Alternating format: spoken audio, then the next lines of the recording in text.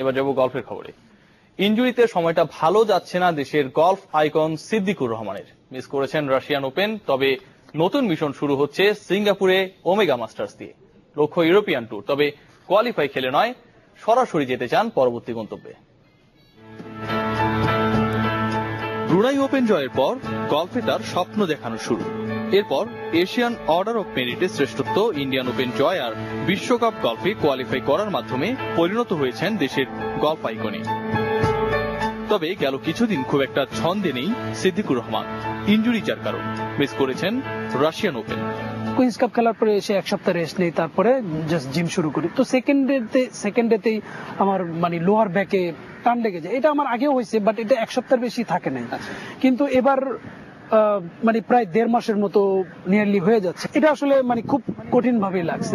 আগামী ডিসেম্বর পর্যন্ত ব্যস্ত সূচি এশিয়ার অন্যতম সেরা গলফারের। তার জন্য নিজেকে তৈরি করছেন নিবিড় ভাবে, যা শুরুটা সিঙ্গাপুরে ওমেগা মাস্টার্স দিয়ে। আমার প্রথম টুর্নামেন্ট হচ্ছে সুইজারল্যান্ড, তারপরে তাইওয়ান। তো এইভাবে আমার ডিসেম্বর পর্যন্ত টুর্নামেন্ট আছে এবং আমি আসলে অনেক কনফিডেন্ট যে এবার যদি এই আগামী 1 মাস ভালো নিজেকে ফিটনেস বাড়ায়, আমার প্ল্যান আছে শুরু করার। এশিয়ান সার্কিটে প্রতিষ্ঠা পাওয়া সিদ্দিকুরের পরবর্তী গন্তব্য ইউরোপ। তবে সরাসরি কোয়ালিফাইং না খেলে বিকল্প পন্থায় নিয়মিত হতে চান ইউরোপিয়ান সার্কিটে। ইজি ওয়ে হচ্ছে গিয়ে যদি আমি বল ট্র্যাকিং এ টপ 50 তে ঢুকতে পারি, অথবা অর্ডার অফ মেরিট যদি জিততে পারি এই বছর শেষে, অথবা একটা কো-স্যাংশন টুর্নামেন্ট যদি আমি জিততে পারি, তাহলে আমি ইউরোপিয়ান ট্যুরে যেতে পারবো। প্রথম বাংলাদেশি গলফার হিসেবে গেল বছর অংশ নেন গলফ বিশ্বকাপে।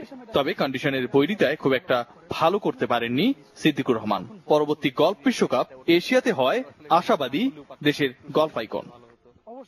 একটু আমার ফেভারিট থাকবে, কারণ এশিয়ার ভিতরে তো আমাদের ওয়েদারটা আসলে বেশি ইম্পর্টেন্ট। যেমন অস্ট্রেলিয়াতে যখন খেললাম, এটা ওয়েদার একেবারে এগেনস্টে ছিল ওয়েদারটা, কারণ অনেক ঠান্ডা বাতাস পূরণ করছে। সেটা আসলে এখন আমি তাদের ওই জিনিসটা আসলে আমি অলরেডি রিয়েলাইজ করতে পারছি। রিয়াসাদ আজিম, চ্যানেল 24, ঢাকা।